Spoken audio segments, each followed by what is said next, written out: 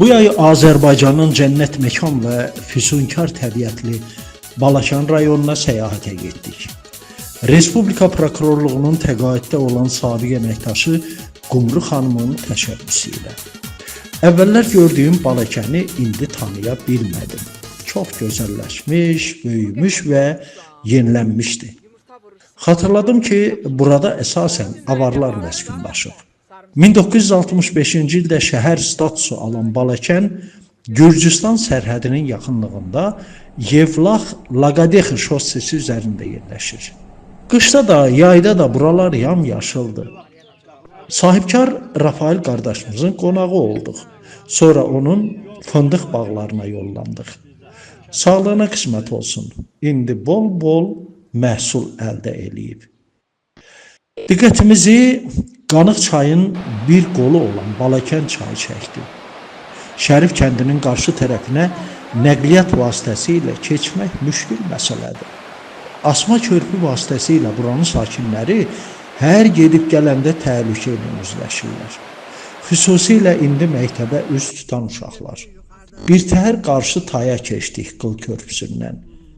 Öyrəndik ki, hazırda sel sular o körpücüyü yuyub aparıb. Mənim sözüm budur ki, bu çay bizi çox incidir. Çay qalxanda nə maşın keçmir, nə inək keçmir. Bir də asma köprü qaldı orada. Asma köprü də bugün səhər duranda oranın az qaldı ki, asma köprü də aparmağa. Daha o köprü oradan keçsə bizim yola keçmək mümkün deyil. Uşaqlar məktəbə girəsiniz. Qoca var, bunun cavan var, xəstə var. Heç maşın keçməyə də yol yoxdur. Və bu vəziyyətdə qalmışıq. Sizdən çox böyük xahiş edirəm ki, gəlib bizim bu məsələni həll eləsin, bir köprü düzəltsin, bir bənd eləsin. Bənd, hər il mən deyirəm, çıxış edirəm, bənd, bu şey əmələ gəlmir. İndi mən kimdən müraciət edeyim ki, xahiş edirəm sizdən, bizə köməklik elə, bizə baxın. Daha 67 yaşı var, qorxuram, uşaqlar var, nəvələr var, bunların başına nə ön gələcək, nə iş gələcək, heç özüm də bilmirəm.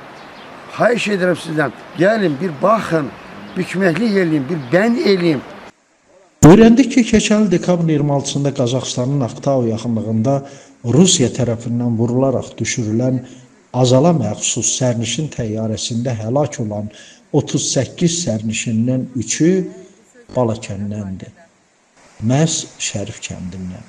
Həyətin gözəllikləri təyyarədə həlak olan İbrahim, Raşid, Gistarovlar və Rəna Yeznəyevasız boynu bükük qalıb. Ailənin ağbirçəyi Ayşə xanım göz yaşlarını zorla tutub bildirdi ki, hadisə baş verən gündən yerli qurumlar ailənin yanında olub. Bütün qayğılarımızla maraqlanıb. Dəfn mərasimindən sonra isə bir çox dövlət təşkilatlarının nümayəndələri baş sağlığına gələrək onların qayğısına diqqət yetiriblər. Ayşə xanım problemlərinin yalnız bu taya keçmələri üçün körpü salmanın vacibliyini dedi. Əlbəttə, konkret olaraq heç kimi borçlu saymırıq bizdə. Ancaq bəlkə bu süjetimizi görüb dəstək olmaq istəyənlər də tapıla deyə düşünürük.